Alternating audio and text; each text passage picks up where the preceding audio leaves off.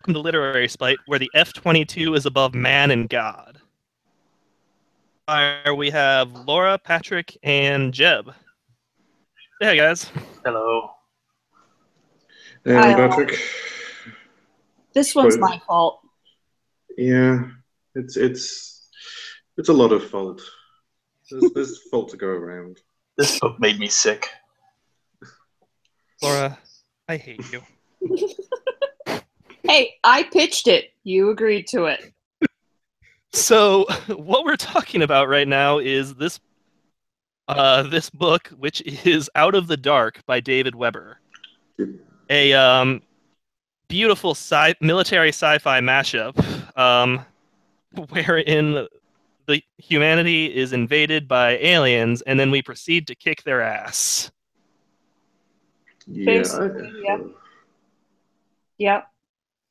I sort of agreed to read this because I was like, oh yeah, Millside. Well, I haven't read any of that in a while, and I remember there being a lot of debate over the ethics of sort of the qualities of Millside as a genre, around the whole sad puppies, rabbit puppies thing, where they were saying like that wasn't really getting fair play.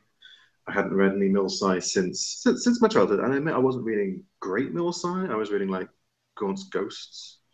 Like I was reading a lot of 40k stuff. That was like my main military sci-fi stuff. So I was like, Gaunt's Ghosts was okay. Maybe I'll get into that. No.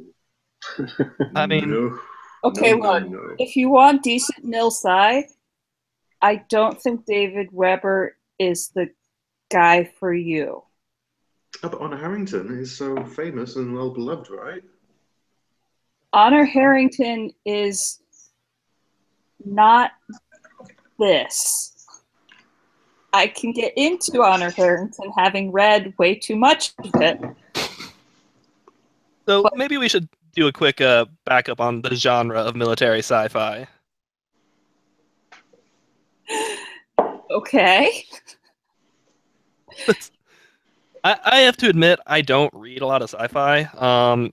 Most of my reading tends towards the more ultra forms of fantasy and horror.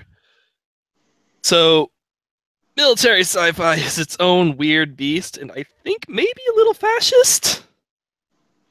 Depends on how far back you want to go. Yeah, Heinlein was very anti-fascist. Starship Troopers? Because there's a real argument for Starship Troopers being satire that nobody fucking notices. It's pretty obvious from the movie adaptation. That's very. Yeah, I think that was my first Mill sci-fi was Starship Troopers. Wait, are you saying Neil Patrick Harris dressed as a Nazi? That was supposed to be satire? What? Look, I only saw the movie when I was sleep deprived at the last day of summer camp at like 2 a.m. when I was 13. That was the wrong time of my life to notice that the movie was satire. I deleted that movie from my brain. I was just talking about the book being satire. Yeah. Although I did remember watching the late 90s, maybe early noughties animated cartoon that they did with Starship Troopers, which wasn't bad, but I don't think it had any of the satire from what I remember. That was it kind also of straight was much less fascist. Yeah, if I recall correctly.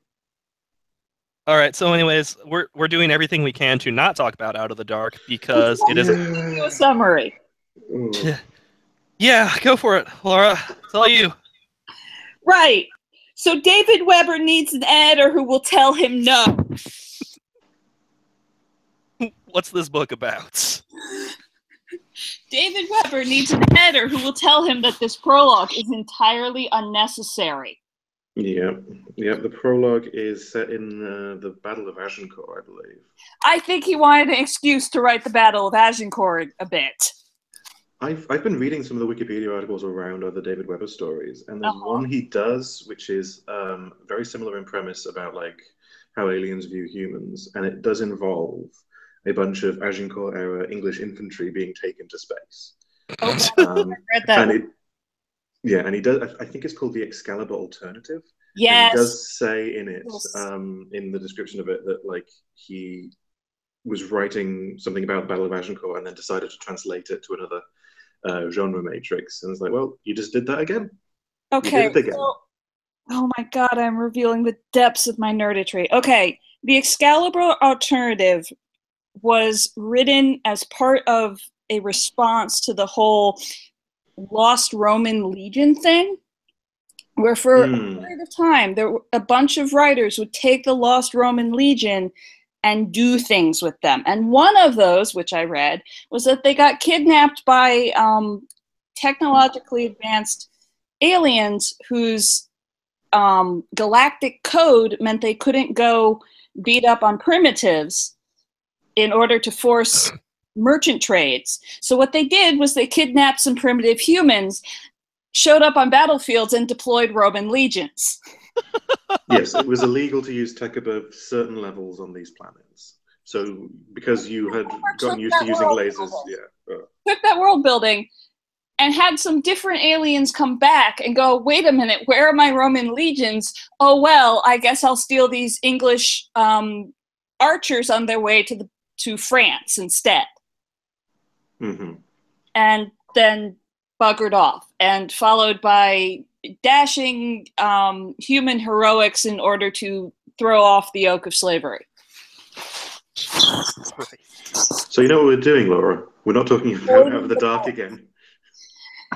We're doing everything we can to not talk about this fucking book. It was this bad. fucking book did not have an inciting incident until page 104. I counted. Yeah, no, Okay. I noticed that as well. So let's go with the basic premise here. We have the galactic hegemony, which is mostly full of herbivores and omnivores who really, really, really, really don't like carnivores, who are also fucking disgusted by the fact that humans who are omnivores are really bloodthirsty by their standards. So the carnivore race decides that they would like to expand, and they come to Earth in order to plop down a colony. I think you forgot a very important thing about this hegemony, though. They're space liberals. Yeah, I covered that with the herbivores.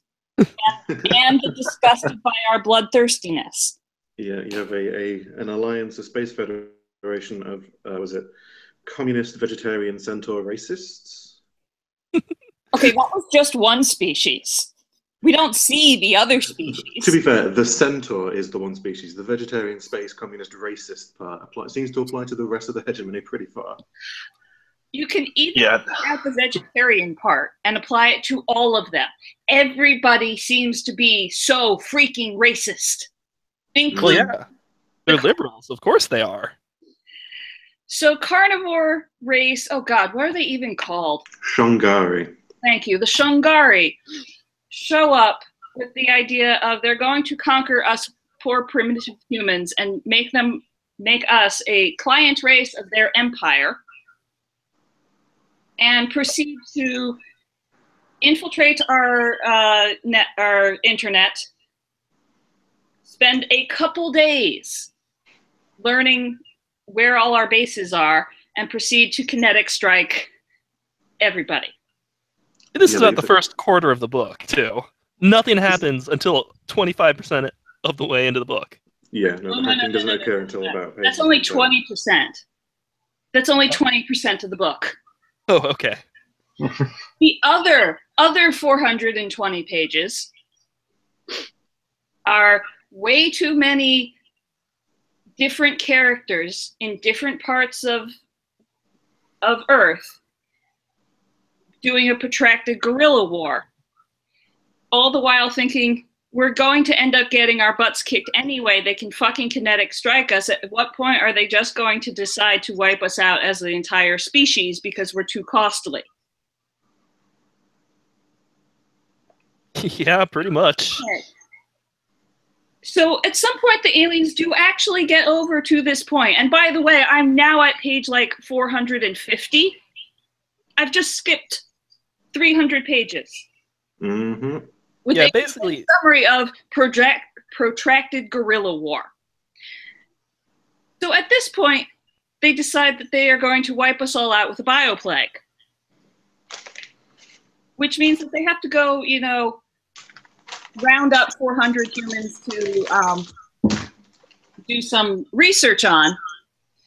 Which means that in order to not tip off folks in the areas that are waging war more successfully, they decide to go into the wilds of Romania to collect a couple of villages that they've identified as probably cut off from everybody else. And unfortunately for them, those villages are protected by Dracula. I fucking not. Count fucking Dracula. Dracula has been hiding in the wilds of Romania for about 500 or 600 years. Remembering how to be human, he puts it. Yeah. He describes it as... Sorry? Who gets pissed that his villagers have been killed and decides to go full on Dracula. And then goes and effortlessly wipes out their forward bases, makes more vampires, hitches a ride on their space shuttles up to the dreadnoughts in space. By clinging onto them from the outside. Yeah. Like you do. Like you do. Well, they don't have to breathe. Yeah, pressure difference, that's not a thing. And then proceed to rampage across several dreadnoughts. Oh, I forgot to mention, the first base they wiped out, they stole the educator technology. I thought when they first introduced the educator thing, it was going to be like a Orwellian brainwash kind of thing, because we're going to go be a client race. No, it just literally gives you knowledge, which is a bad thing to give you. Literally their educational system in a, I don't know, headband. Of the entire hegemony. I'm just imagining it's like space pace. So like Christian learning. Oh. Well, apparently is literally just factual knowledge, including their entire scientific base and how to, work all their weaponry and language. Yeah, and not just hegemony alien knowledge, though. It teaches human languages somehow. It's how English people can learn Russian just instantly and vice versa. Yeah. Probably from when they hacked all the internet.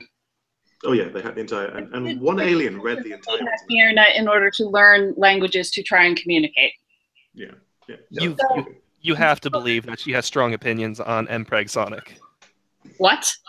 Shirez, she's read the entire internet. The token female alien, literally the only female alien in the book, is the one who is like the hacker but also anthropologist. And yeah. The way she gives her intelligence reports, it makes it sound like she's just reading the internet to get her sense on humanity. I'm just like, there's a lot of stuff out there on the internet. Let's call not tactically viable. Apparently, she's also their only psychologist. Yeah. Yeah. Commander, I have very, very important images for you. We call them cats. Commander, have I told you about my OTP? So the entire space invasion is solved by Deus Ex Dracula. Yep. It's solved by Dracula and a bunch of vampires climbing onto spaceships and then stealing them so that they can go beat up the Shangar. Oh, and the rest of the hegemony. And they're going to take their ships back to the Songhai homeworld and commit genocide. Mm-hmm. Yes. That's what heroes do. Because they would never suspect. After which, they're thinking about maybe going and, kicking the crap out of the rest of the hegemony, because possibly, the hegemony unleashed the carnivores, the Songhai, on the humans, with the idea that maybe the two of them would, keep each other in check or something.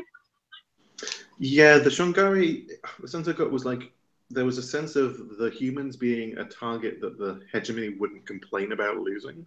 Mm-hmm. Oh no, they killed the crazy 8 men. And there was references to, I think, one councilwoman or something who Do you remember why they wanted to kill them? Deal. Why the hegemony wants the humans dead?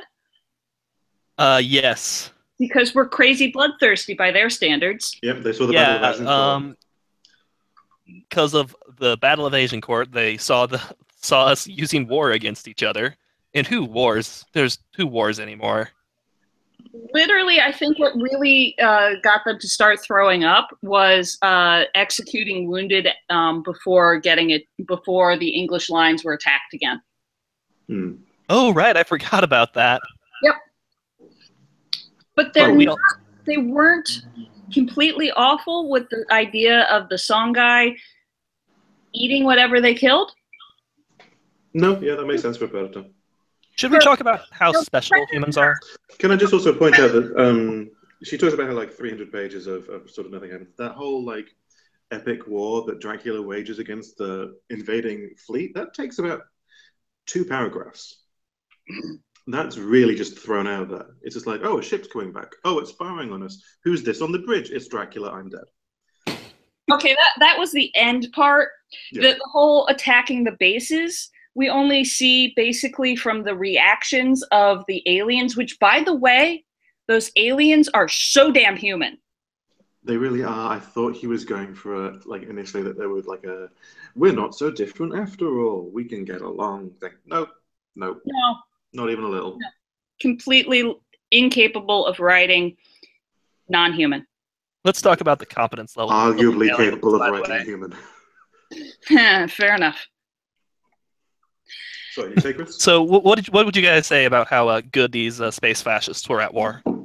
These are the worst aliens I've seen. Space fascists. They are good at space. They are not good at war. No. So when you're dealing with the alien invasion narrative, you have this inherent imbalance in power. You have aliens arriving from space. They are more technologically advanced than us, and they're just going to wreck our ship. So the writer has to sort of address how that's going to go. And the power imbalance can lead to, like I say, guerrilla warfare. Look at like Fallen Skies, where like, yes, the military and these huge institutions fall, but you can get these pockets of resistance. That's not what Weber's solution to the sort of the power dynamic issue in Alien Invasion narratives was. His solution was to make the aliens really shitty. So The worst. Really shitty. They're good at space. Apparently, they're not good at anything other than kicking the crap out of people with a significant technological imbalance. He states that their weapons and gear are specifically designed at like feudal level. Yeah. Like that's the technology that people are supposed to be putting down. So the fact that humans have guns. Oh, Like that isn't another special thing about humanity is that we advance so much faster than even the fastest advancing races. I think it was like 3 times faster or something. 6 times faster. Also a recurring theme from the Excalibur alternative. Yes. We're innovative. It's because of all the wars. Yeah, he sort of addresses this thing where apparently, like, it was an interesting thing of sort of world building backstory that he never really built on. That herbivore races tended to stay together long enough to reach space, and that carnivore and omnivorous races were more conflict driven and therefore destroyed themselves before reaching space. More frequently. More frequently, yeah. So like the Shungari, like the only carnivore race in the entire hegemony, and everything else is herbivores. I was like, okay, that's I think it was like interesting. 50% herbivores, 40% omnivores or something. Yeah, and then the one Shungari carnivore race. were the only obligate carnivores. Yeah. Yeah. So humans being omnivores is like not excluding us from hegemony candidacy, but it does mean that like we're on a danger list. Yeah. And then they leave us at Agincourt, they come back in the modern day, and they're expecting us to still be on slings and catapults when we have it. Now we have an internet, and now we have roads, and now we have F-22s and assault rifles and depleted uranium tank shells. And technically we're advanced enough that they should be, offering us entry or watching us to wait until we get slightly more advanced to offer us entry. I didn't quite catch which it was. And we don't yet have a one world state. That was one of the things they ran into. Like, why haven't they unified yet? And we still use fossil fuels. Yeah. Yep. And we don't use nuclear power.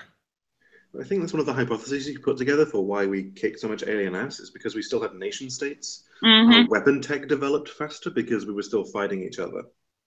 But like our small arms technology as opposed to our WMDs. Also, they are completely incapable. Apparently, we are the only race that doesn't automatically surrender at the display of a larger threat force for the good of the survival of the species. Because I mean, I don't know about you guys, but I surrender to fucking everything. You look at me funny and I surrender.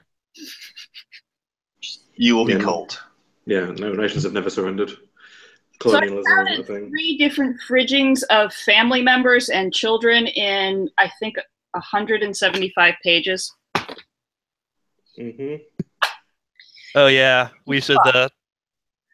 Should we talk about the gender dynamics of this? What gender dynamic?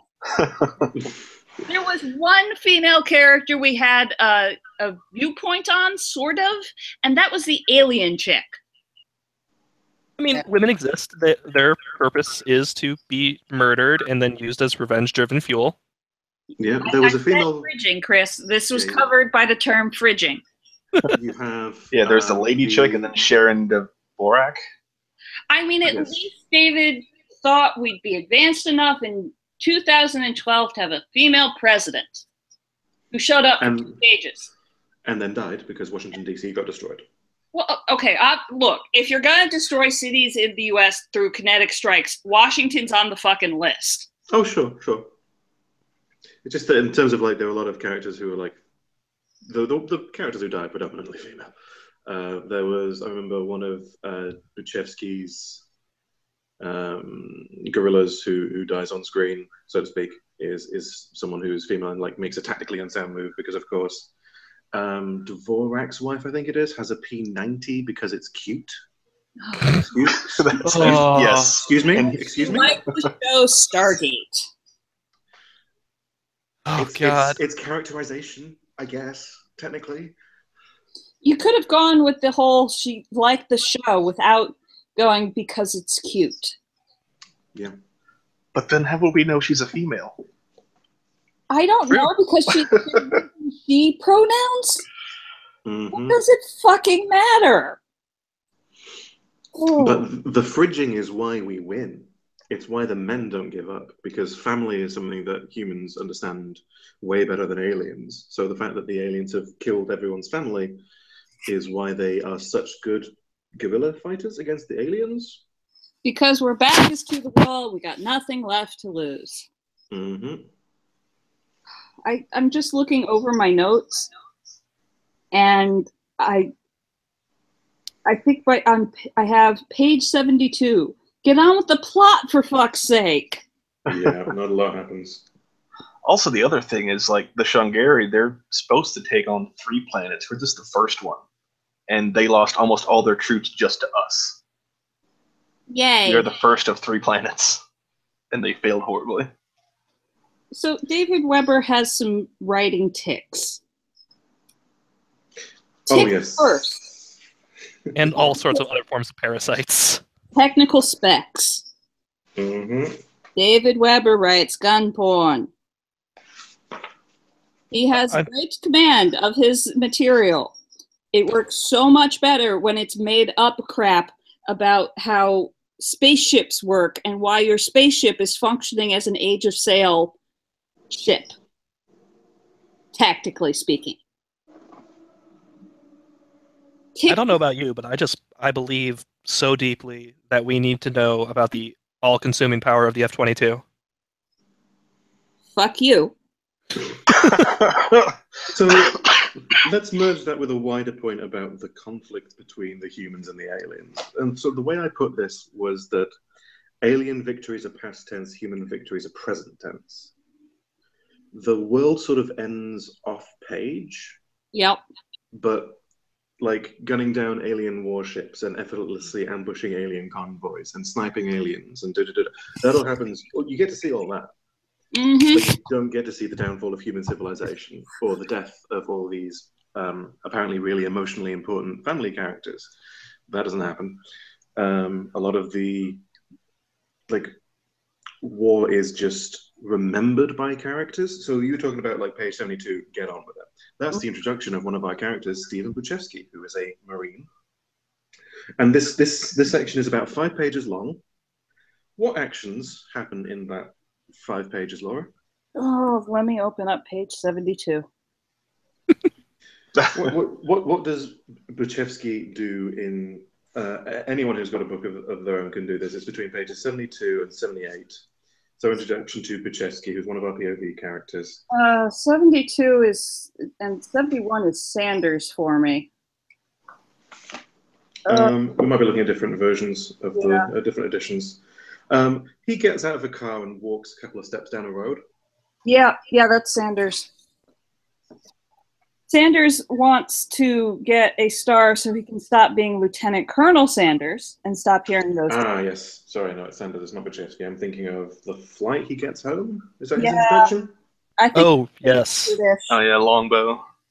No, Longbow. That's Torino. Character. Yes, Buchevsky is introduced earlier. He's called Top, which I'm just going to say as a gay man doesn't make me giggle at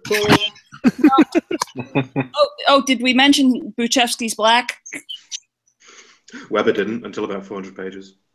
I mean, we also didn't find out what the aliens looked like until 250 pages in. 246. I made a note of that. They got ears, double jointed arms, and backwards knees. By the way, 6 digits. 6 digits, and we call them puppies because they look like dogs. Yeah. And the problem is, like, by that point, by that, like, 250 pages, we've had multiple briefings of aliens talking to aliens. Mm-hmm. And the only physical detail that Weber decided to give of other aliens in that scene are their ears moving. And canines. And canines showing, yeah. Apparently these aliens emote by showing teeth and waggling ears. So, like, I couldn't tell you what color fur any of them had. I think they mentioned having tails. That might have been much later in the book. Because one of the commanders, like, perms his tail while he's thinking about something. Mm-hmm. Yeah. Oh, yes, they and are they smile. Shorter than human. And they can't drive stick. Nope, they can't drive stick. They are incapable of it for some reason. I think it's meant to be that they're so short that their feet can't reach the gears, maybe? The pedals, rather? Yeah, they're like 9 feet or less or something. I thought it was because they were too incompetent. Like, they just couldn't figure it out. Like, they were trying also, to figure it out, and they hadn't yet, and they'd been working at it for, like, a week. Oh, God. That's the thing. They invade without... They study our internet in order to get locations of military bases, and they don't sit down and do xenoanthropology in order to understand our psychology. They just fucking assume that we are going to respond like every other race they've ever encountered. Every other race they've ever encountered that they describe with epithets such as weed eater, they just... It's like white colonial imperialism on railroad tracks with tunnel vision between stars. But imperialism's good so long as we're doing it. That's the thing.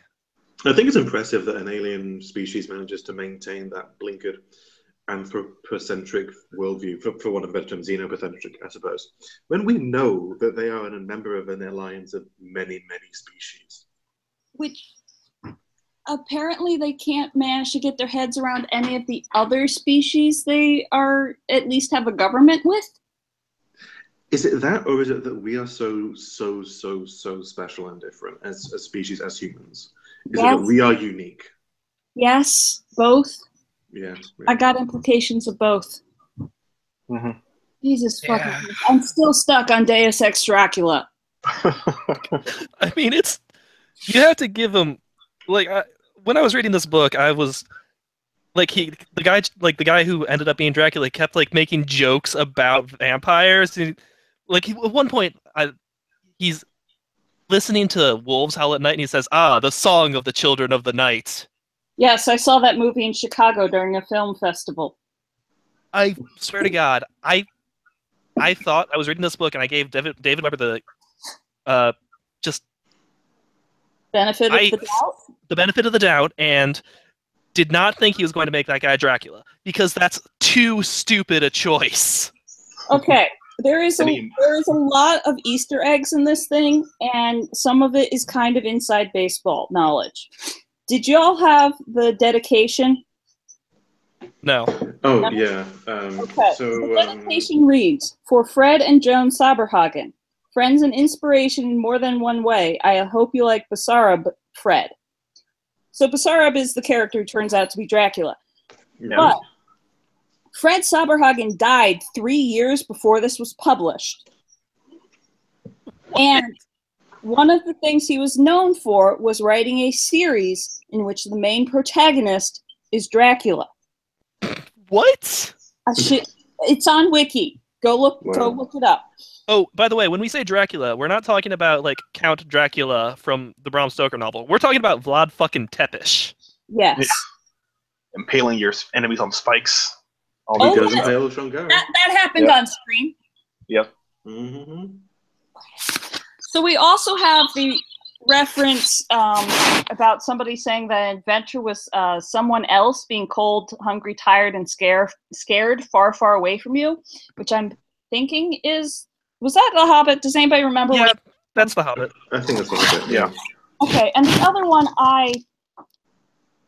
There's a reference to David and the Phoenix. Yes, that shows up in Honor Harrington. There's also somewhere in here, which I apparently did not keep the page number down, but at one point he describes two characters as politically to the right of Attila the Hun and maybe a little left of Genghis Khan. Oh, those are the Predators. Yeah, that's Dvorak and Wilson, he describes. Yep. Okay, so this is inside baseball Easter egg. Because way inside baseball. Because the guy, the publishing house he usually publishes through is Baen Books. Baen Books is headed by Tony Weisskopf, who at a party at DragonCon was once described by one of her writers, John Ringo, as politically to the right of Attila the Hun. Paused, looked at Tony, who was standing to his left, and said, "I'm so sorry." And Tony looked at him and said, "No, that's about right." Proud of it. Mm. So, while publishing through an entirely different publishing house, I'm not sure if that was a dig or a nod to his usual publisher. Nod. Definitely a nod. I will admit I found one line in here I really liked, just as writing. It's not even a line, it's a clause. Oh, dear. Describing Iximades as primitive would constitute aggravated assault on a perfectly serviceable adjective. That was a clause I actually liked. That's pretty solid, honestly. Yeah. David can write. He just doesn't stop writing.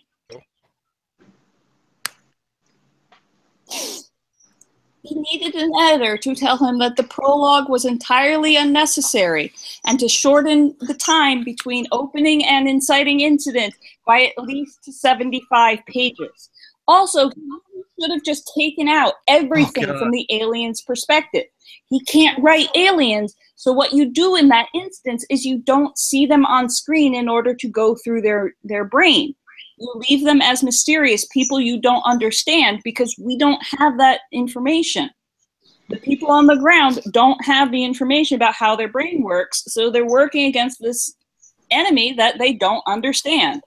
Right, I never felt threatened by the aliens because we had all these POV sections where, like, it's all from the perspective of, I would say, infantry level guys. Like, there's a lot of griping about, I mean, there's like vehicle commanders as well, but like boots on the ground kind of guys is a lot of what the alien POV is.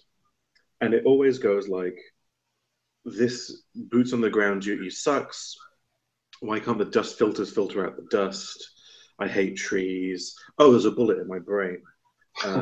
Which is Weber's second writing tick. End with a bullet going through the alien's brain. No. That's not his second writing tick. His second writing tick is taking these secondary characters that are never going to show up again.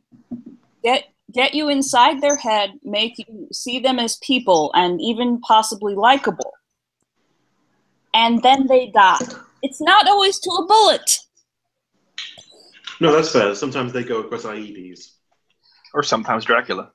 Or sometimes Dracula. Look, in the series of books of his that I like, from the Empire of Man, The opening to that series has some poor ensign get fucking cyber hacked to the point of being what they call a Toombi instead of a zombie. And then she blows up the ship. That's our opening. Okay. Sort of.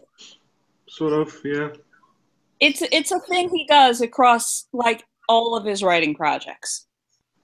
Yeah. Can we also talk about how he sort of presents the conflict in that he says it's a hard conflict and then shows one-sided battles? Yes. So we have a series of, as I say, off-screen orbital bombardments. Then the aliens land. They start trying to set up forward operating bases, and there's an air skirmish between the magical F-22s, who shoot bullets made of, I believe, fragments of the True Cross.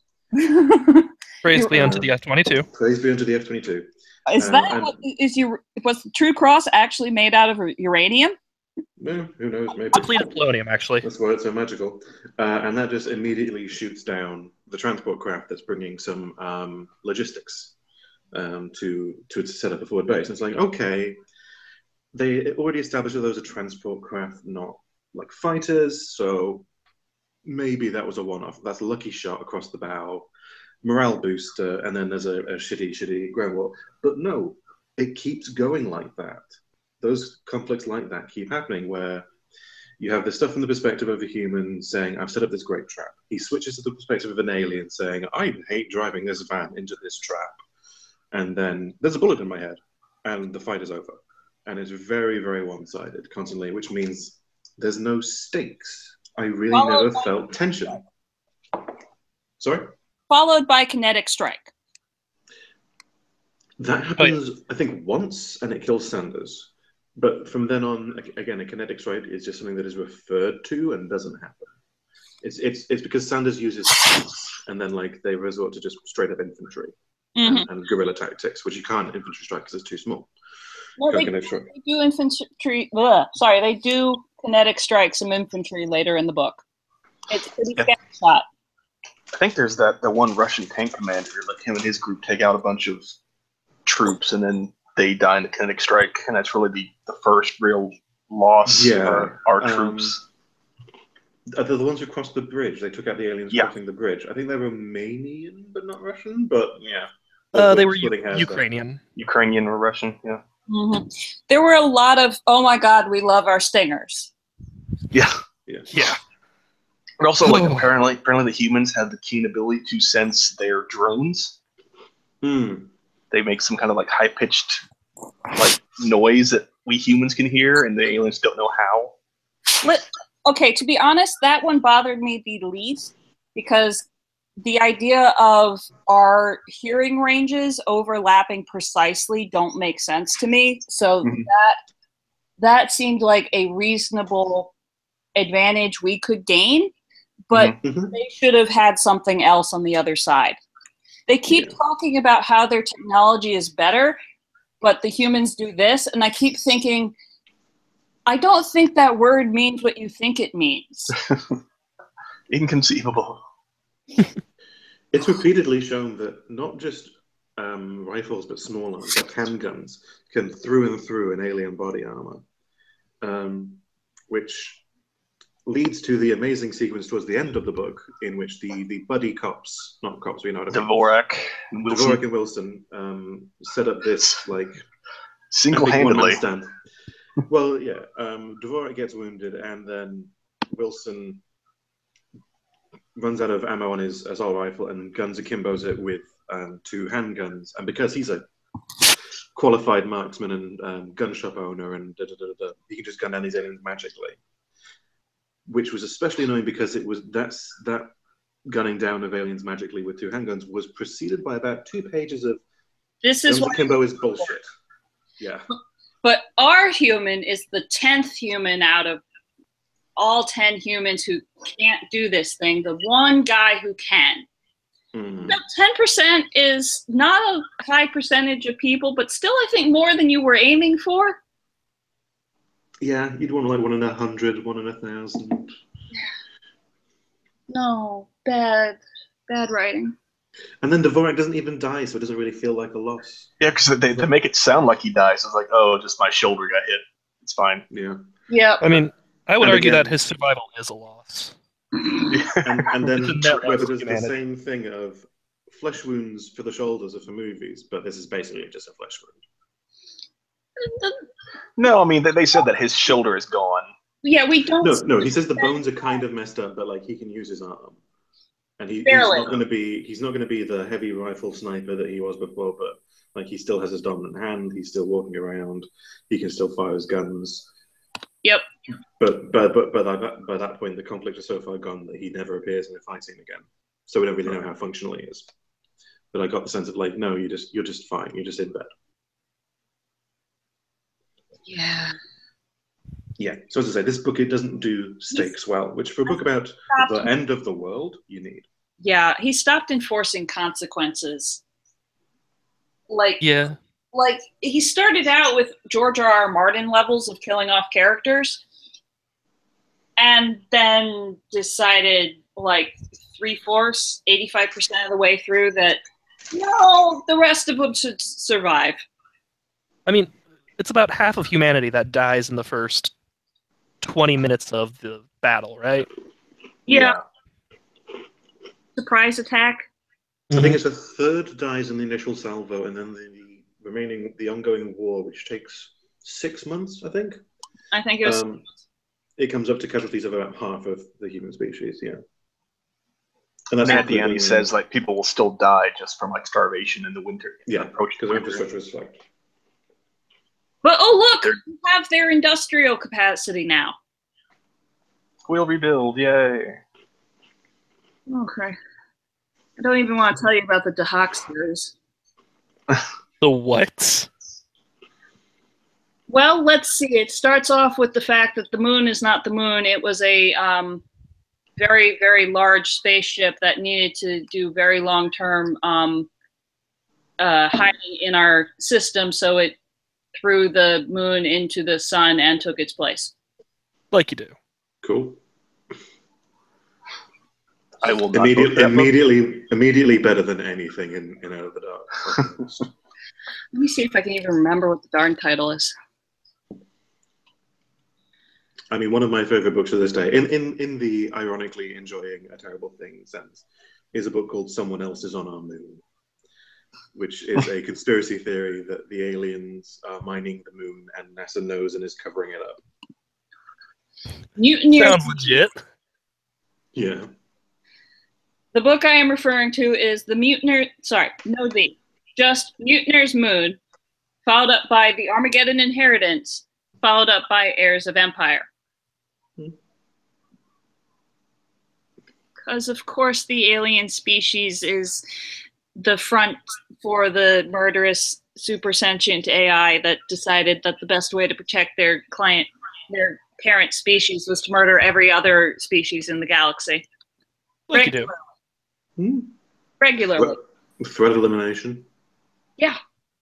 The Great Filter in the Fermi Paradox theory. Yeah. That's fun. This series had no filter. There's like a shit ton of aliens. Yeah, and like it's easier to go conquer other planets in order to colonize them than find uninhabited planets and maybe, I don't know, terraform. That sounds like work, though. I mean, you have FTL. You can go for a bit. I mean, they don't quite have FTL. They have light hugging, don't they? I'm pretty sure they got something a little faster. I mean, it subjectively, it takes some time, but that's a lot faster than it would actually take. Mm. It was really ambiguous. Shifting gears here, Yeah. I'd like to talk about the 600 years that happened between Vlad Tepes being a human and today, and what Dracula let slide. Just decide. There's some big stuff that Dracula let slide. We don't even have to go into like the fact that he traveled the world. We can just talk about the things he let slide in Romania. Yeah. I remember that whole, Eastern Bloc thing. There was that whole, CCP rather, There was an Iron Curtain, Stalin. Yeah, but Enver. Stalin never fucked with his village. Well, exactly. Like he talks about, I need to protect all humans. It's like, well, okay, so you actually mean all Romanians? Well, no, you actually mean all these villages. So it's like you're kind of shitty. Like you're gonna wipe out multiple species because like a dozen specific humans died. Yeah, they fucked with Terry. Pretty much. No. So we have hundreds and hundreds of years of shit. Like anyone who's read a history book knows that European history, there's a little war, there's a bit of war, there's a lot of disease. Oh, can we talk about his weird relationship with Gunchevsky? Buchevsky. Oh, my Stephen. Yes. My Stephen. He's my Stephen. Yes. Yes. Not Dracula. Repeatedly refers to Mr. Buchevsky, one of our POV characters, who is a giant Marine sergeant, I think, who is on his way back to the States when his plane gets shot down in the alien invasion, and he has to become a revolutionary leader in Romania. And then he meets Dracula. Dracula develops a man crush on him or something because he keeps calling him my Stephen and feeding him salad. Yep. I forget, was it him or someone else that did with the whole get up as Slav in you? No, that was Buchevsky. That was Buchevsky. Yes. That was the scene in which we learned Buchevsky is black because it was never mentioned before. True. This whole book's just a blur to me. Which again is about 380 pages in, I want to say. Something like that. Yeah, But there's actual writing reasons to like not bring up stuff until it's relevant to what's going on, because otherwise you're info dumping. But not 380 pages later. You should have found a way to have it relevant much earlier. Laura, are you suggesting that David Weber was afraid of info dumping? Yeah, I'm sorry, that was unlikely. a really stupid thing to suggest. Because this book is just info dumping. But I need to learn how many grains are in this bullet. I need to know that David Dvorak hates well-done steaks because they're an abomination. I need to read this Wikipedia article about Iranian politics while a guy walks down the road. Yeah. So, I got the impression I don't know if any of you have done this, play-by-post forum RPGs. I never got no. of them. So there's a bad thing that happens in there where at like tabletop gaming where people know stuff that they shouldn't. Like someone is kind of aware of the fact that the rogue stole their wallet or something like that. Metagaming. There can be a lot of that in play-by-post RPGs because you're all writing the story, and then so you can just read everyone else's posts and you can act with this information that because you're taking over writing control of that. And an impression I really got in reading Out of the Dark was this is a play-by-post forum that just turned into a book, because everyone has that level of I'm not an asshole, but I'm not to be an asshole, but I'm perfect, like Mary Sue stuff, and also that level of omniscience. There's all those scenes of everyone sitting around going, well, this is why our situation is so great and why we're fine in the apocalypse. Or this is why we all know this stuff that we probably wouldn't have known normally. And it's with the expositioning, obviously, but I get a lot of that sort of, that weird omniscience, like you can't quite decide whether between an omniscient narrator or POV characters in delivering his story. So he kind of does both and makes his characters omniscient. Yeah. That really reminded me of too much time spent on role-playing forums. Like the Dvorak survival bunker. Yeah, they just stay up in the mountains and somehow know everything. Just like, well, that's because they become the. What is it like? They accidentally become the center of an intelligence network. Yep. I remember, like they hiked up to a radio and like hacked into it with a laptop. No. Yeah. Or something.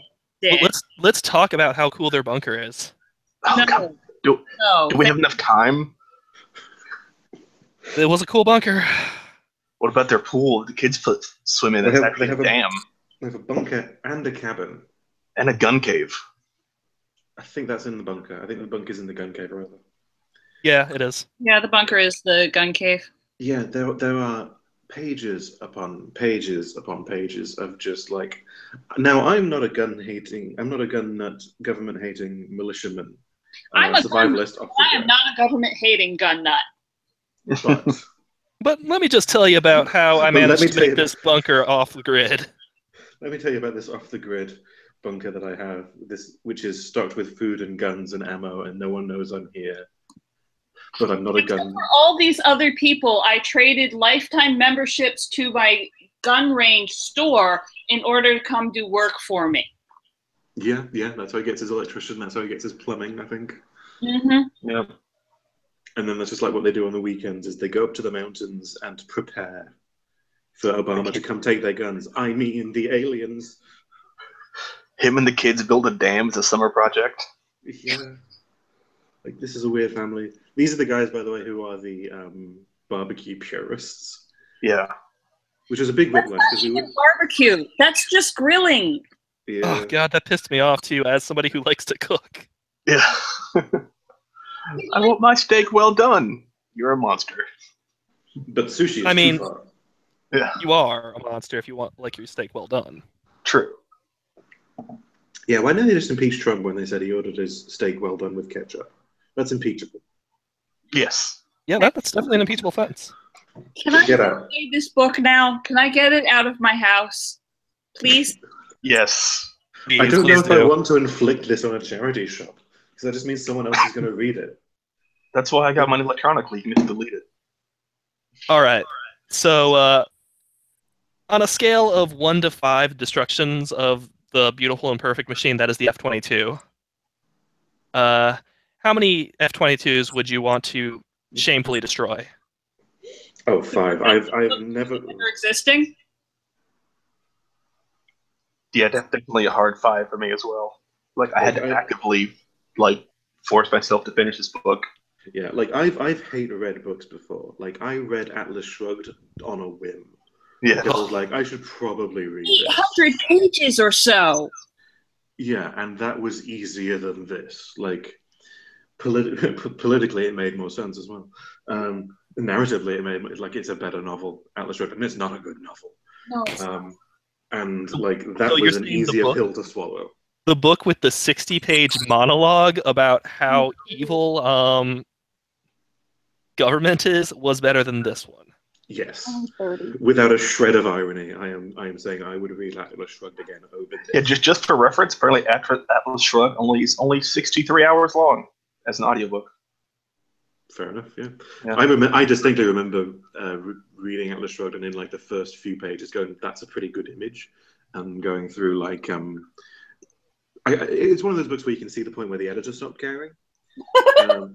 But That's reasonable. The first fifth of it, I was going that's actually not bad, and then it got really political. And to bring it back around to Out of the Dark, something they have in common is the way they justify the villains being someone you can shoot, instead of setting them up as these are the stakes and this is why we need to shoot about we need to save the world. It's just scenes after scenes of mustache twirling, and Out of the Dark has that in the sense of every so often a woman and child will magically appear from around a corner, and the aliens will just be magnetically drawn to them, and our stoic hero Colossuses need to stride across the landscape firing their M16s to save that woman and child. And because that's how we know that the Shongari are evil. It's well, by that point they've already wiped out a big chunk of humans. I was on board. Yep. If you'd shown the destruction of Earth, maybe that would have been, emotional, have an impact, set tone or stakes. No, we're not doing that. Okay. Yeah, because there's that one scene where they shoot the minivan with the lady and her 3 kids, and then apparently Shongari are weirded out. Why are they worried that I'm eating the kill? It's to honor them. Oh, good. You're treating us like prey and not people. Yep. I didn't even buy that the superior officers were chewing them out for that. Mm-hmm. I didn't understand why the superior officers knew that was a bad idea, given at that point they had established that they did not understand human psychology. God, Oh god, book so there's much. something else. I know we've already done this ago. There's something else I really want to talk about, which is alien briefings. Right. You mean they were briefed? Yeah, These aliens were definitely briefed, but the briefings are about how they don't know what's going on. Exactly. What did we get? 5 alien briefings? At least. 5 or 6. oh, I should have counted that instead of number of times they got fridged. There's the big bad alien. What was the whose fridge name number? I counted 3. Yeah. The They big bad alien. came fast and furious at the beginning, Hmm. and then we just get people in peril. Oh. The big bad alien, Thick Air, who is the Fleet commander. fleet commander and like the head of the whole invasion effort, and one of our primary POVs from the alien perspective. Most of his scenes are, why aren't we conquering the world yet? And then Shazay, or whatever her name is, comes in and says, I've read another bit of the internet. And this is why you're an idiot. And that's it. And that's the scene. But it goes on for pages and pages and fucking pages. And then we have that 5 times. It's like stop wait. having briefings. Conquer the world. It's like, here's why the humans can't surrender. They're insane. I would only give this 4 F-22s, but only because I have read amateur writers with all of these tics and problems in their writing who can't turn a phrase quite as well as David. Meanwhile, I just have to say, this book was insulting to me politically. It was terrible from an authorial standpoint. It was just a bad story. Yeah. And the most damning thing of all of it is it was boring. Yeah. I would have given it 25 pages. Really, really. I am giving this 5 out of 5 destroyed F-22s. Because So if many your book is glorious boring, F-22s. This might be the book I hate the most of all books I've ever read. I'm not even exaggerating. That is literally a statement of how I'm feeling right now. It's done. It can't hurt us anymore. Put it away. it'll find a way. I need to contact a local nuclear power plant to see where the secure storage facilities are, so that I can lock this up, so that it will never hurt another person. Somewhere Unless deep he in the somehow ground, makes a surrounded by sequel. concrete. That's like the upside, right? That this is in fantasy and sci-fi. You throw a stone, you hit a trilogy. This is a standalone. It's like so far, although the ending seems like he wants to do another book about the war with the Shangari, and it's like, Oh, okay. yes. He's totally set up for, the sequels that he's not going to get to write because it didn't sell as well as His Honor Harrington. So Tony's only going to buy more Honor Harrington, and Tor's not going to buy more. Well, there's that. At Thank least. God. We're not in the darkest timeline. There is hope yet. We're just really close. Yeah, we're in Age of Apocalypse. We're not quite there yet. The superheroes are still around. It's just kind of shitty. Yeah, sounds about right. Speaking of series, should we go into that? Yeah, let's do this. So, I've heard, Laura, that you've read some more of David Weber's stuff, and I'm already inclined to hate him. Uh-huh. So, give me some more of his. Tell me some more about him. So, do you want to hear about Honor Harrington? No, I don't. Do it anyways. Is it Honor Harrington or is it Honor Harrington? Because there's no U. It's Honor, because he's an American and he doesn't spell things the way you do. Honor, correct, right. Honor, okay. It's like Hodor, but with an N. I'm not gonna lie, I would totally read that book. Hodor Harrington. I'd read that. Shakespeare, as dictated by Hodor. So the Honor Harrington books are the Napoleonic War and the Age of Sail, except in space. Wow, that's possibly the dumbest thing I've ever heard. Just fuck me up with this. Tell me everything. I have heard much worse things. I mean, we did just read a book about how Dracula saved the world, so... Yeah, seriously.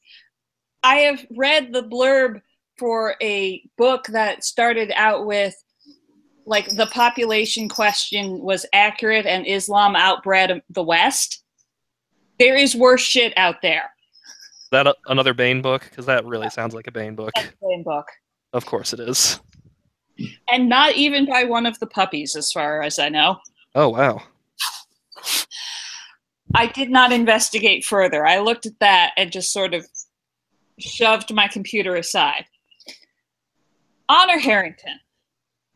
We have Space France.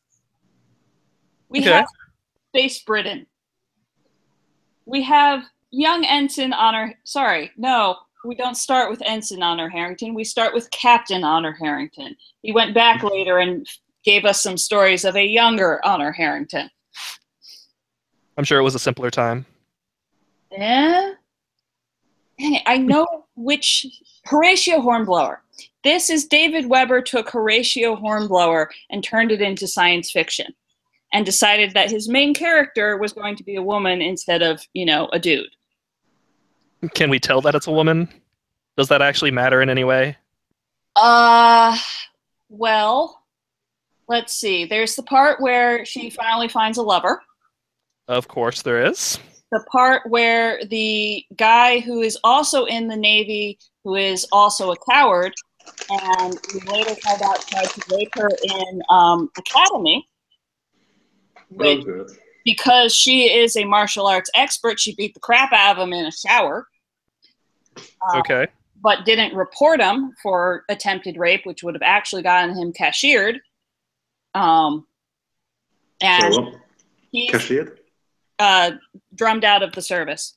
Yeah, okay. And he is the son of one of the aristocrats in the House of Lords, because of course it's Britain. So he, in a decision to, you know, hurt her because he hates her, because misogynist prick, gets her lover killed in a duel, because obviously they have duels, which she responds to by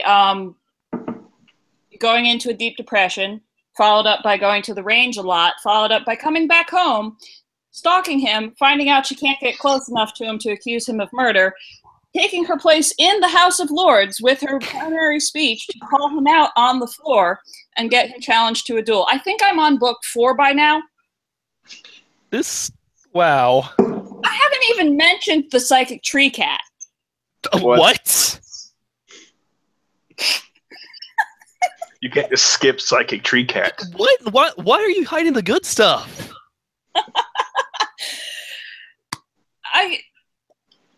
I will get to the psychic tree cat in a moment. After said duel, she gets sort of exiled from, drummed out of the House of Lords, and because they've kind of won the war by this point, she's like put on half pay. So she goes to the planet that she defended elsewhere, which is an entirely different kingdom, and they made her a steadholder, which is basically like a count or something, because she defended the planet, which, by the way, this planet is entirely patriarchal because they are religious settlers from like several hundreds of years back, but it's a planet that's entirely patriarchal and has a population ratio of 3 women for every dude because of genetic damage. Oh my god. Yep. Sure. So it's conservative heaven. Yes, and she's a lord. So, I mean, gender does play into things here. Okay. So, Psychic Tree Cat. Tell me more. Oh yeah, I saw them play the Leeds Arena once.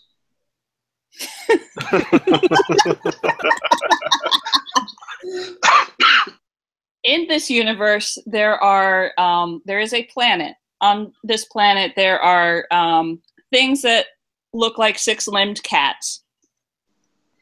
Who, Of course, because when you make an alien, the trick is to take a normal animal and then give it an extra set of limbs. And elongate the face and make the ears longer and all sorts of stuff.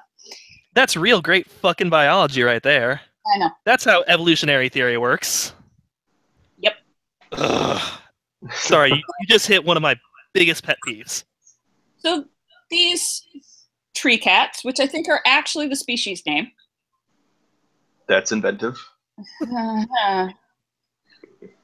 Apparently will bond with humans. Occasionally. Some of them. A small percentage of their population will just, realize that they really want to spend the rest of their lives mentally attached to a human. I'm sure they're very special humans. Well, they're not very common, so by statistics, yes. They do seem to have some sort of baseline minimum standards of personal conduct. So, just a real good conservative. I've seen several liberals. Oh, that's good. Yeah. David Weber is not actually an American conservative, as far as I can tell from his writing. He has a hard-on for constitutional monarchies. What? So we're talking Patrick here. Patrick's government. Hey, I'm not necessarily No, aware I of this. said Space Britain for a very particular reason. I'm not talking Space United Kingdom. I'm talking imperial, going out to conquer the entire planet, British Empire. I really meant it about Horatio Hornblower in Napoleonic Wars of Age of Sail. Very deliberately chosen words. Christ. So the psychic tree cats are bonded with their human and apparently empaths who can read the room. So at one point when assassins come to try and kill the head of Grayson, which is the conservative heaven planet, Nimitz realizes what's going on. Sorry, Nimitz is the psychic tree cat. Realizes what's going on as they are bursting into the room, which gives Honor Harrington and the tree cat enough time to try and, plow through 20 guys with guns. Of course. I mean, it does help that nobody expects the psychic tree cat to have 6-centimeter ceramic claws. Wait, ceramic claws? Something like that. So it's just born with ceramics in it?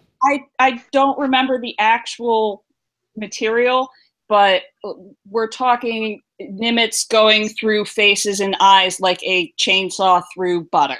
Yeah, no, fuck it. It's ceramic. It's ceramic now in my headcanon. Yeah, These cats aren't born, they're baked. It's the cat tree V3. Tree cat brass knuckles.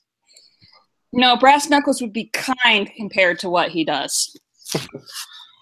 Now, to be fair, Oh, please don't. Honor does get shot in this, and damn near would have in fact died if not for the head of state picking up a gun and shooting the last guy. Which means that between... Saved by a man. Wait, a politician is effective in a military sci-fi novel? That doesn't sound right. Yeah, that can't be right. It's a military sci-fi novel where the politicians are the military. Oh, okay. Remember Navy Captain, who's also in the House of Lords? Yeah, so this is a universe in which prologue is a thing, so that, you get treated when you're a teenager and you just age slow. So you're going to be alive for 200 years or something. This is also a universe in which they can apparently regrow limbs, except for Honor. She can't take that treatment. So as the series progresses, she becomes more and more cybernetic. Of course, because what we need is robot Horatio Hornblower. Never quite. I'm down with cyborgs. Oh, I haven't even gotten to the part where Space France has its revolution. And Oh boy. Oh, is Space France are the people revolting the bad guys? No, the people revolting are the good guys. Okay, damn. I was kind of hoping they'd be the bad guys because that would be what I'd expect, really. Well, I mean, they also had Stalin-esque political officers. Oh, of course. I mean, why wouldn't they? So, then we have Revolutionary France. And then Space Britain and Revolutionary France are still on collision course. And then Space Nazis. Of course. So, we gotta bury their, Sure, why not?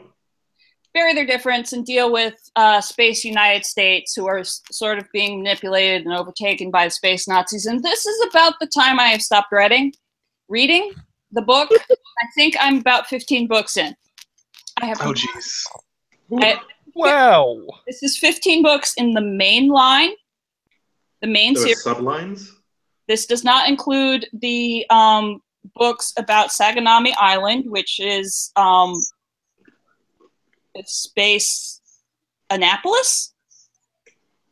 Wherever you go and teach naval officers. Yep, Annapolis.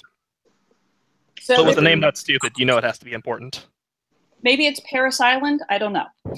So there's the Saganami Island sub-series. There is the YA sub-series about when the first humans who settled the planet with the tree cats. I think there are the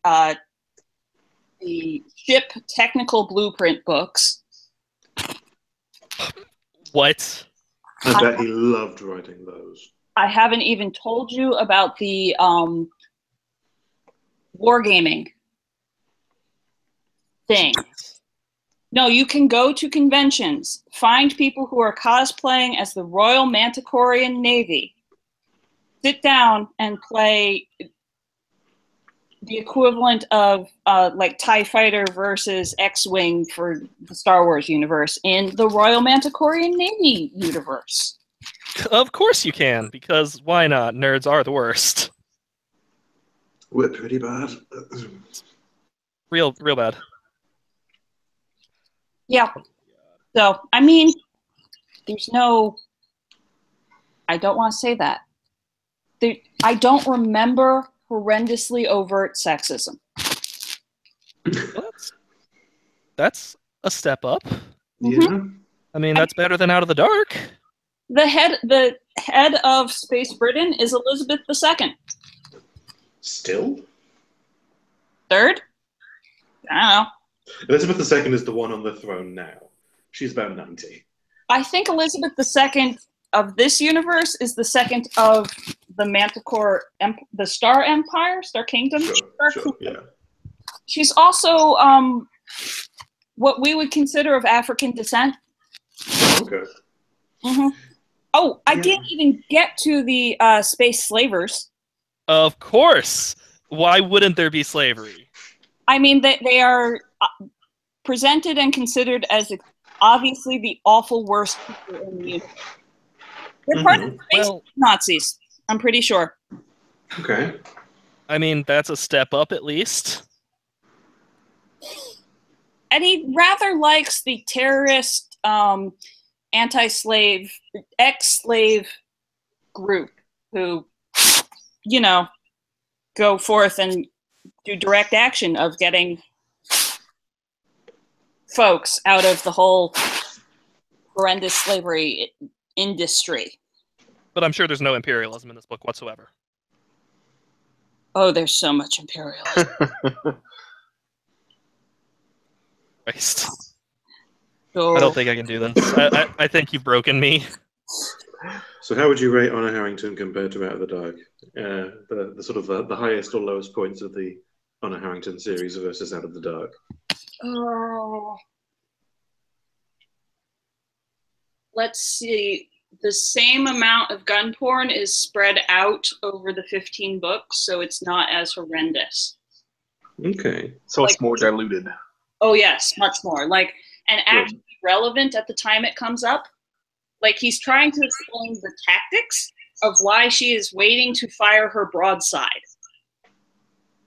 Okay, that could be a little bit better. Mm-hmm. That sounds like a book. Yeah. No. Do I know how many grains are in her cannon shells? No. That's very important. No.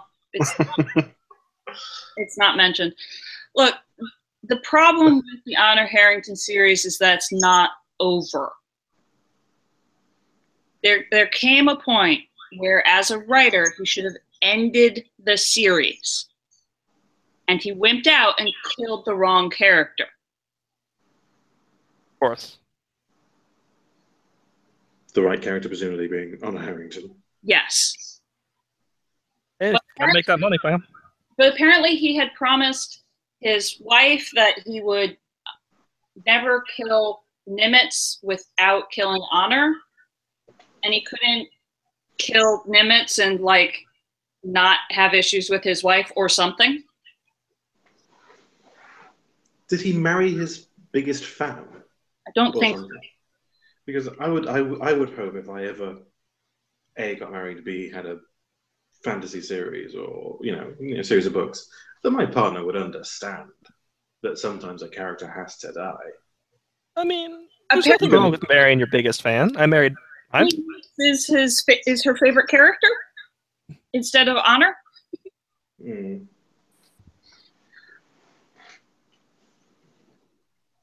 Okay, so it's all right. Not bad. Just stop after a while. I think I'll go one step further and not start. That's fair. That sounds like a plan. All right, Patrick. It makes money and it just keeps going. Patrick, you were telling me about this great new property. I think it was Macbeth 2, directed by Michael Bay. No. So I think one of the great things about Macbeth 2, directed by Michael Bay, a film by Michael Bay, what's the name of his publishing company? It's like not publishing, production company. It's like Sunshine Beach or something. Wait, what? Really? Yeah, Michael Bay has a couple of production companies. They're the ones who do the horror, like the Friday the 13th and Nightmare on Elm Street reboots. I was more referring to the Sunshine Beach because that's exactly what I would expect his things to be named. It's perfectly vapid. Yeah. It's Platinum Dunes. What? I will call that close. Yes. Thank you, sir. I will take that as a half point in this grand exam. So we've got this thing where Transformers has been, as a toy line, enjoying a resurgence after the Transformers movies. So what I'm seeing is we need to get more kids reading. We need to get more kids interested in the classics, and we tried like manga Shakespeare, which was okay. But I think if we're going to be really serious about this, we need to start getting blockbusters out there. And we had Macbeth with Marion Cotillard and Eric Fassbender, but now we need to start working on the Shakespeare cinematic universe. So I'm seeing we've got to get a Macbeth 2 in there where we can set up a thing with the witches where they see a new prince going on in Denmark. And he's the really interesting one. This is Hamlet. They're seeing the events of Hamlet that's about to happen. Okay, I can feel this. But of course, Macduff has just taken over Scotland, and there's this huge power vacuum. But we've established through the witches that there's the supernatural, and of course, in the Shakespeare cinematic universe, we've got a lot of stuff to draw on. So I'm seeing that Macduff gets help from this wizard whose name is Prospero, who's from Italy. And they rise up against, let's say, Wales. Okay. Who's the bad guy then? Wales, just Wales. Just Wales in general. Well, we're going to see if Mads Mikkelsen is available to have something weird come out of his eyes. I'm seeing if we're going with Wales, rarebit, Welsh rarebit. He can ride a dragon. It'll be cool. A dragon's on the Welsh flag. And we're sort of going into this divergent history thing where Scotland takes over. Scotland and England are kind of together, but not really. And then Wales has been taken over by this weird. I'm seeing a sorcerer, maybe a Gog Magog kind of figure, who wants to lay siege to London and shoot an energy beam up into the sky that does something. So how steampunk is this? Oh, extremely steam. Well, I have to test the demographics. I think it's coming out. I think it's going out now. We might need to look into the next thing, which I'm seeing as like a post-apocalyptic thing, so we can marry that with like Elizabethan. So like instead of a ruff, it's like a hubcap around your neck. Go, go for solar punk instead. You get the Art Deco imagery, and it marries well with the whole England thing. Yeah, but our investors don't really like the eco-friendly thing that Solarpunk does. Yeah, keep in mind that this is mainly going to be backed by the military. Yeah, this is going to have a big budget, which means we need to look into like the military, because Michael Bay, and maybe BT, British Oil or Shell, BP. That's the one. So yeah, we're talking post-apocalyptic, magical Elizabethan England and Wales. Mads Mikkelsen is a dragon, or on a dragon. We haven't decided. It'll be like that Beowulf CGI thing. So it's all like that Uncanny Valley CG level of the Beowulf movie. Oh, great! Yeah. That's what I've got in mind for Beowulf too. The audience loved that. Oh yeah, that was well received. I'm not sure I can tell the difference with Mads Mikkelsen anyway. Wait, are you saying Mads Mikkelsen is CG? I'm saying it's a little Uncanny Valley to me. Yeah, he's got a great face for villains. He really does. I don't know why they keep having stuff come out of his eyes. He just, Le Chiffre cried blood. Actually, about that, yeah? They usually have to remove that. That's normal for him. Oh, that's default Mads. Yeah. That's Mikkelsen on a normal day. Okay. So we had Eric Fassbender in the first movie, but we really need to think about Michael. You're getting it the wrong way around. Michael Fassbender was the first Macbeth. We need to get Eric in. Oh, yeah, we need... Also, who's Eric Fassbender? Oh, you don't know Eric Fassbender? I don't know Eric Well, Fassbender. you soon, after this movie, you will. Yeah. And of course, it has to end with Titania coming in with her eye patch and leather trench coat. I'm seeing her being played by Samuel L. Jackson. He could do it, and he invites Macbeth to join the Avengers. Oh, of course. What about Loki? Excuse me, I mean Puck. Do you think we can get Tom Hiddleston for that? We could try. He might be the one that puts Mads Mikkelsen on the path to the dragon. All right, I'm into this. Yeah, he's like the arc villain. Like, he's not really the big bad guy in Macbeth 2, but maybe in 3 or 4. He's really just there to tie the whole Shakespeare cinematic universe together. Yeah. All right. Then what if Dracula just shows up for no reason? I mean, we can't do that though. They already have the Universal Universal. Yeah. Universal monsters. Yeah, I think they've already got him for whatever comes after the Mummy. We'll see how the Mummy does. We just won't call him Dracula. We'll call him something else. It's fine. Yeah, we can call him Vlad Tepes. It worked for Quicksilver. All right, I'm into this. Quick break here, guys. Do you want to do Slush Pile or Pitch Hell? Or do we want to go straight to Murder Your Darlings? I vote for Murder Your Darlings. I'm running out of steam here. Yeah, I don't have anything for Pitch Hell. Okay. No, me neither. Let me just get this second bottle of wine out. I'm just looking at really bad books on Goodreads.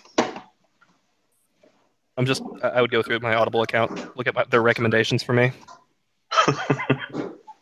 Or just go like, people that bought Out of the Darkness also bought this book. Yeah. I've already returned Out of the Dark. I have an extra credit now. Sorry, yeah, I have wine. All right. This is good. This is good. We've been talking about books we kind of hate, guys. I think we should change it up a bit and talk about a book, a man we love, Terry Pratchett, and why his books are terrible. Did you have to do this with the episode with me on it? Yes, I did. I did, Patrick. You just wanted to tear my family apart, did you? Listen, totally planned. I love Sir Terry too, and I love Discworld, but Did you read Moving Pictures? I did. Moving Pictures was not the worst. So, full context for the listeners, I was kind of raised in a cult. But instead of like David Koresh, the cult leader was Terry Pratchett. I was sort of raised in a family of Discworld fans. So like there was, that was the book that was lying around the house to pick up and read as a kid. Was Pratchett, and like the family's going on a trip. It's connected to the Discworld franchise somehow. Most of my dad's friends are fellow Discworld fans, and like that was fun for a bit. But like I have grown out of it. I will say that. Like round about the time the Tiffany Aching books started coming out, was like I rapidly lost interest. Like I think the first one I remember distinctly like being like, no, I'm not going to read this, was Making Money, like around about that time. Oh, really? I actually like Making Money, but I've got a soft spot for con men. No, I mean, it wasn't that Moist was the thing, but it's just like it was when I was sort of, I guess, being quite introspective and realizing that I was reading a lot of this because of my family environment more than personal enjoyment. I like Making Money, but there was also this, why are we going with another new character? Can't we go more with the guards? Because I really like the guards. Yeah, but police procedurals are just so common or boring at this point. I love Vimes and all, but come on. I will say this about Pratchett, like one of the main strengths I think of Discworld as a series is you can pick up basically any of them, and that's book one for you. Mm-hmm. Yeah, like I think for me, book one was Sorcery. I think that was the first. Like I bought it. I bought it at the airport. Oh, I'm sorry, sir. Yeah, Sorcery is a bad one. Early Pratchett was not good. Probably one of the weakest of the Discworld books. Yeah. I was only like 14 or 15 at the time, and I bought it, and I think that was the only Pratchett book I've read. So I failed myself. Apparently, Audible has 44 of them. I'd recommend about 40 of them, maybe 35. If I was gonna say, like, read this one, my favorites of Discworld, the ones that I have come back to and legitimately enjoyed, have been Mort, Feet of Clay, which I think is one of the best the guards ones, and maybe Monstrous Regiment, if I had to pick a third. Really, you wouldn't go with Small Gods? I dug lines in Small Gods. The overall plot I wasn't that into. Like I felt like Small Gods was one of those ones that's quite. He realized he needed to flesh out a bit of the world. Like Witches Abroad again was like, I need to have a traveling tour to flesh out the world a little bit. I genuinely liked Witches Abroad. Really? I feel like that's the weakest of the Witches books. I don't know. I felt I think it's the first Witches book is a little weaker, but possibly that's because I knew the characters a bit better by the time I got to Witches Abroad. I like Featherwax. Yeah, Carpe Juggling is good. I quite like Carpe Juggling. Yeah. Might have been the first Pratchett book I read. Could be. That was a weird place to come in. I actually started off right at the beginning with The Color of Magic. I think what happened was I ended up with Carpe Jugulum as a book of the month club book. Enjoyed it, and then went back and found the rest of Terry Pratchett.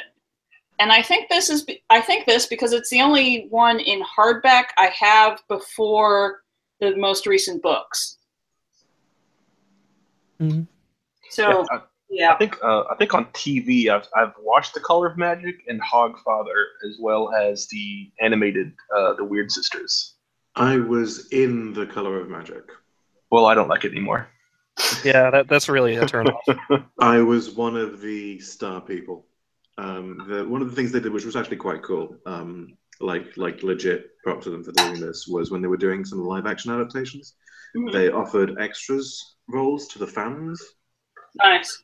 So, like, a lot of the crowd scenes in Going Postal and The Color of Magic, the people sort of going around are like people from the fan community, which is like good on the production company for like giving that shout out and that up to the fans. Like, that was really cool of them to do.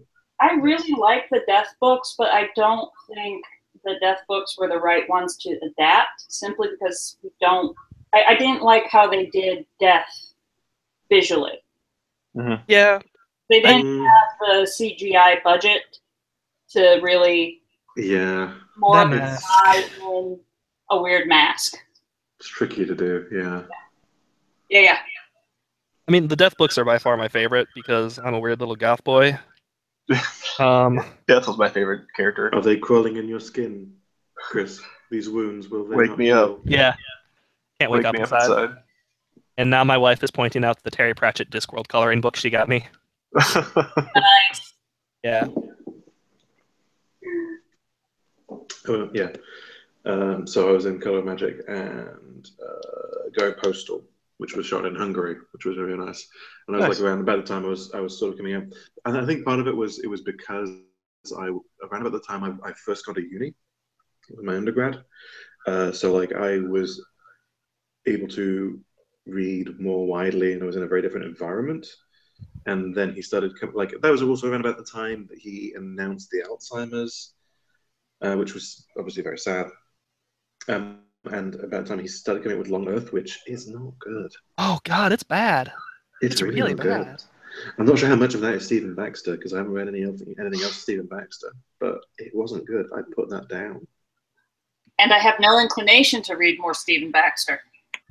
Definitely not. Definitely. Yeah, real sad.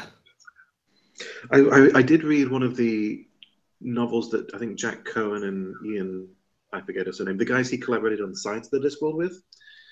They had a science fiction novel called Paradise, I think it's called, which has some interesting world building. There's like a really cool starfish alien who like pilots this upside down ship.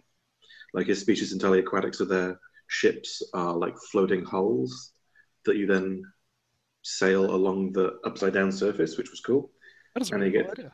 Yeah, and he's like his name's like Second because he's the second greatest sailor of his tribe or something like that. And it gets into like some of the ethics of like a digitally uploaded paradise and that kind of thing. And it was actually pretty good. And they're the guys that do the science side of Science of Discworld, and they gave some interesting talks at the convention. But like getting back to Pratchett, when he was hitting like Morris and His Educated Rodents, which like he was focusing more on kids' books at that point. And I've never been a kids' book kind of guy. Like I as a kid hated kids' books because I always felt they were talking down to you. Like when he was moving to kids' books, I was going, no. The best kids' books don't talk down, but most of the books are not the best. Yeah. I say as a fan of kids' books, which I found like in my 20s. And obviously, like caveat, sorry, Dad. Doesn't your dad own an Onion pickled by Terry Pratchett or something? Yes, that was a weird little tidbit of the fan community. Terry pickled a bunch of onions on his own. Pickled onions in the UK are a common like bar snack, pub snack kind of thing. So that wasn't too weird. And then like Terry did, like when he became aware of his own celebrity, was like, you know, we can, you know, do this in the event because like my dad's Twitter handle is DW Auctioneer because he does the auctioneering stuff at all the Discworld events. So like all the conventions and all the Wincanton gatherings, which Wincanton is a town in Oxfordshire, Cambridgeshire, the south. It's 6 hours from where I live, and it's a fucking pain to get to. It's where the Discworld shop is. But the fan gatherings there, they have charity auctions, and he always does that. And one of the things like Terry will do is like he would get something like an onion he pickled or some of the plastic teeth from the Hogfather set because they just made 1 million plastic teeth for the set. literally a million. Or like the wood pulping they put down on the floor of the set of Color and Magic to do like fantasy settings because they don't have tarmac back then. And like they'd give them to a fan and say, "There you go, you can probably sell that," which is my best typewriter impression, and it's horrible. That's amazing. I'm so happy to know that. Yeah, and so yeah, one of the things was my dad. He has bought it back and forth. It's traded hands. Has a jar in his living room, his lounge cabinet, which is a jar of murky little jar, like 5 inches tall, not very wide, of murky brown pickle juice brine, in which there may be a pickled onion. It can't be seen anymore. There's had to be a certificate of authenticity. He also has a book that Terry officially unsigned. What does that? What? So he went to a book signing in Bradford, which is the city over from where we live. We live in Leeds. And it was before he'd probably gotten into collecting, like first editions and stuff of Terry Pratchett, which he has a lot of now. And one of the first like hardcover first editions I think he ever got was, I forget the book, but it was already signed. But it was signed and dedicated to someone else. So he came to the signing with the book and a jar of Tippex, which I think you call whiteout. Yep. The stuff you smear on paper to cover over ink. Yeah, like liquid paper. Liquid paper, sure, whatever. Yeah, it's whiteout. Yeah. And went up to Terry and got him to white out his previous signature and dedication, put a little box around it to say, "This book has been officially unsigned by Terry Pratchett." Dating it, I think it was in 1996. He talks about it in the 3rd documentary, which focuses on the fan community, and then Terry re-signed it. So nice. He was up for a game with Terry. Like he was a pretty cool guy. He was pretty conservative in his politics, but didn't let that like hold back his writing too much. Like he was the sort of conservative that's like, no, if you like bordering on libertarian, but not an asshole, but not an asshole kind of way. Like socially pretty liberal. But I sincerely would not have expected that from him. No, it's pretty surprising. But like again, the political spectrum between the British and the UK parties is kind of weird. It doesn't translate very well. But yeah, that's my little experience of living in the fan community. That was fascinating. Nice. Go on, kill the darling. Go on, kill it. Okay. Continue. Well, I've rambled too long. I think you've already killed it on your own.